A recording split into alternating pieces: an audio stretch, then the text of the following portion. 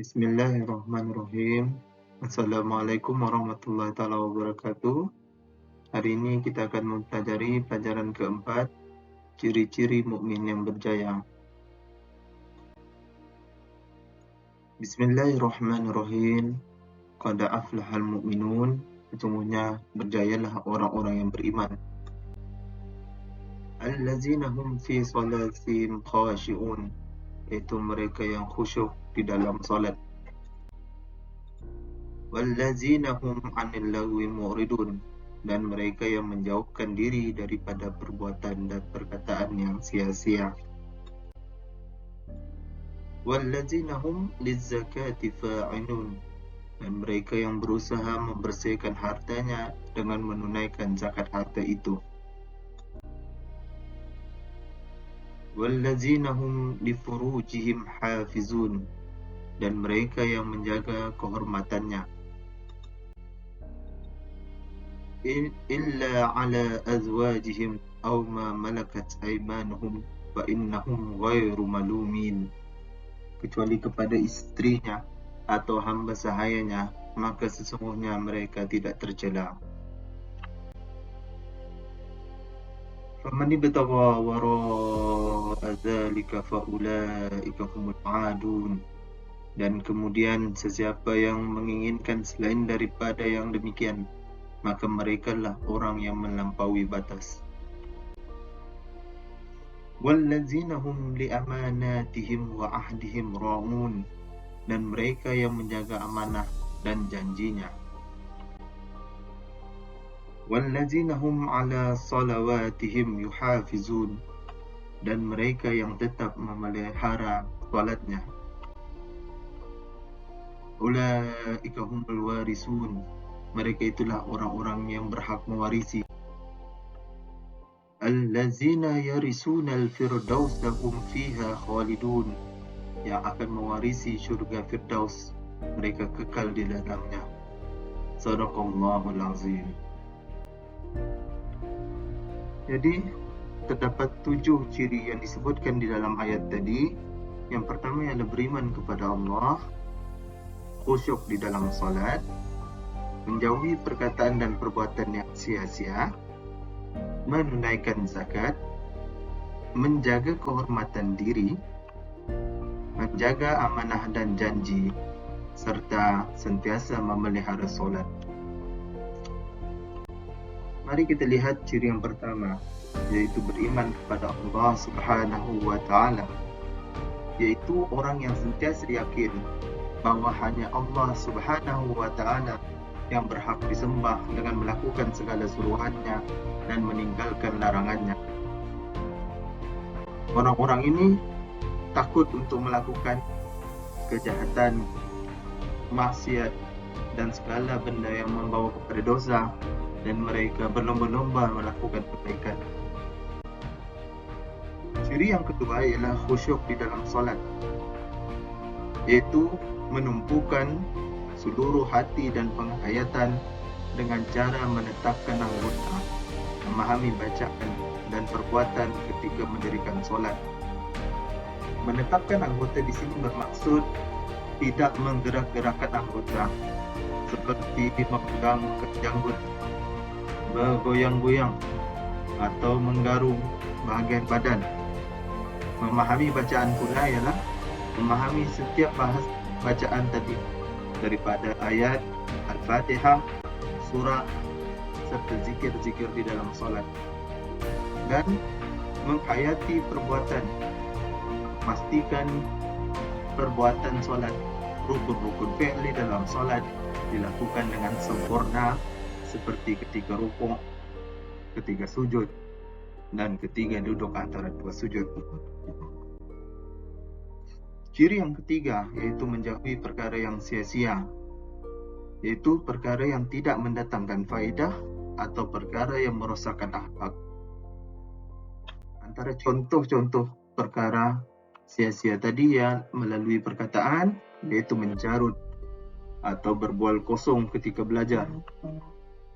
Perbuatan pula contohnya seperti melepah, menghisap rokok, serta bermain game ataupun gadget. Yang kesemua ini tadi tidak mendatangkan sebarang faedah sama ada dari segi pahala, harta, kuasa, atau apa-apa sahaja. Bahkan boleh menyebabkan dipandang rendah oleh masyarakat, atau mendapat dosa, atau menghabiskan duit, atau membazir.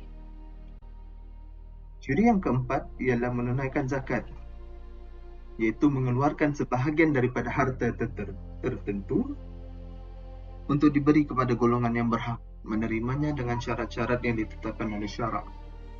Jadi ada dua jenis zakat, iaitu zakat fitrah yang selalu kita bayar pada bulan Ramadan dan sebelum Syawal atau 1 Syawal, dan zakat harta yang perlu dibayar apabila cukup haul dan nisabnya, iaitu cukup tahunnya, itu 1 tahun, dan cukup kadarnya.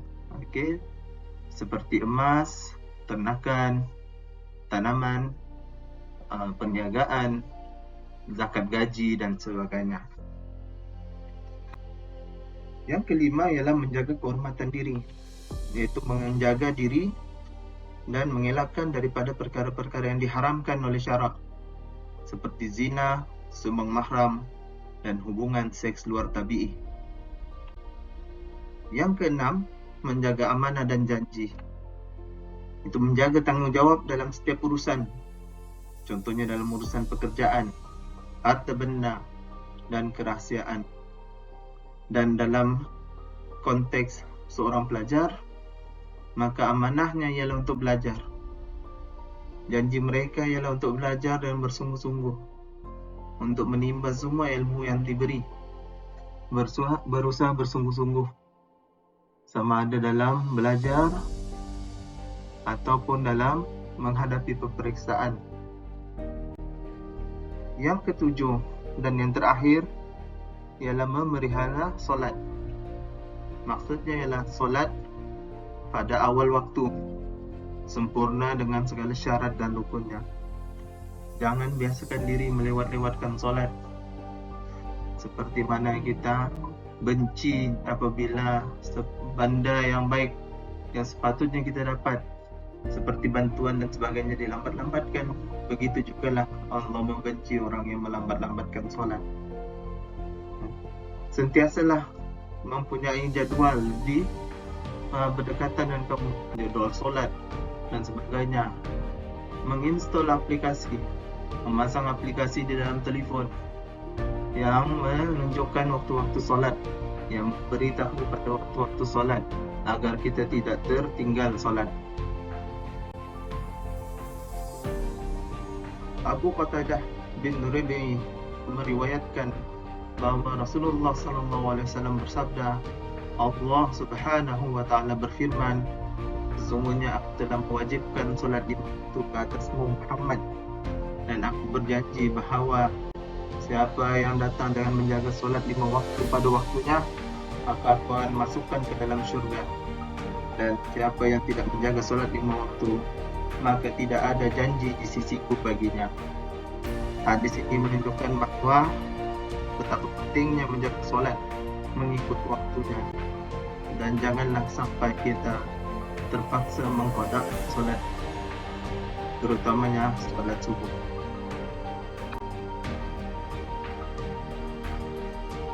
Masalah laku seksual dan akibat. Okey, yang pertama kita lihat adalah perbuatan zina, ataupun yang selalu dinamakan dengan nama yang sedikit sopan, iaitu terlanjur. Maksudnya ialah persetubuhan haram tanpa nikah yang sah antara lelaki dan perempuan. Okey, iaitu persetubuhan seks haram tanpa nikah di antara lelaki dan perempuan.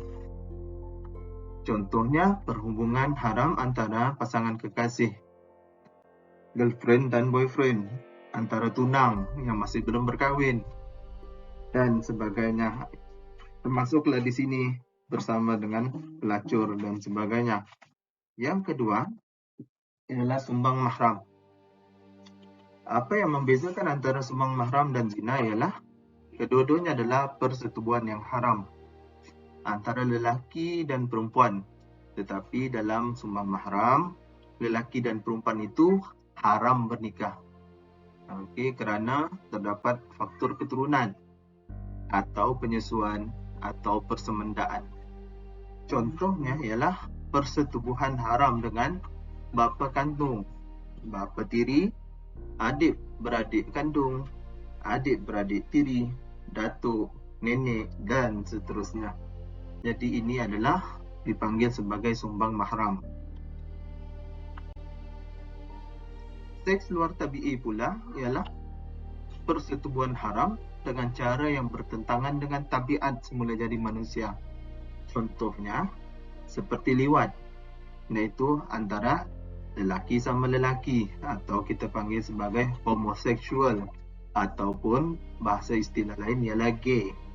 Manakala selain itu bagi wanita yang menyukai atau mempunyai hubungan dengan wanita lain dipanggil sebagai musahakah atau lesbian.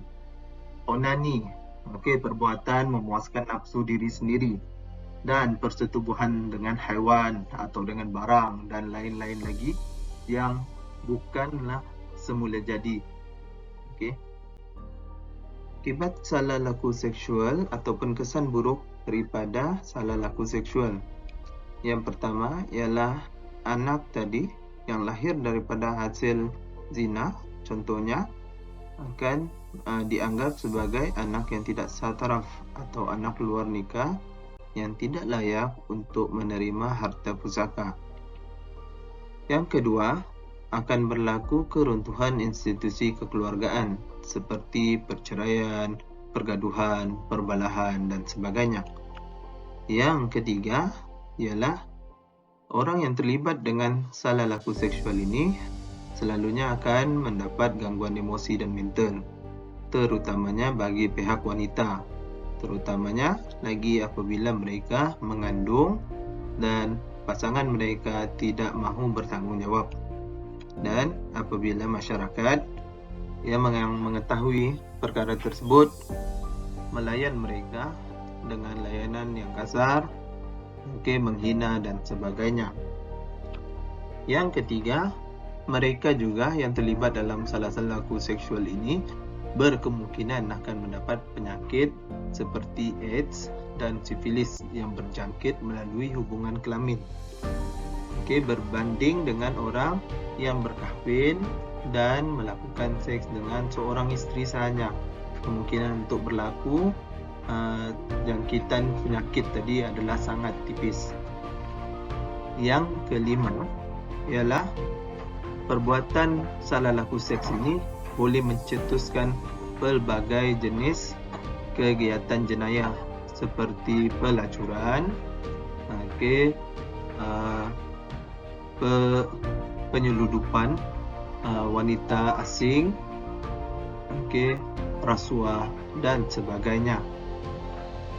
Yang keenam ialah dia akan menggugat keharmonian hidup bermasyarakat kerana perbuatan salah laku seksual ini ada mendatangkan kesan yang buruk dalam hubungan keluarga yang kadang-kadang melibatkan beberapa buah keluarga dan seterusnya akan melibatkan masyarakat secara umumnya.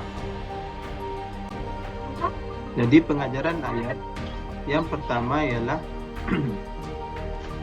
kita hendaklah meningkatkan keimanan kepada Allah dengan melaksanakan segala suruhan dan meninggalkan larangannya.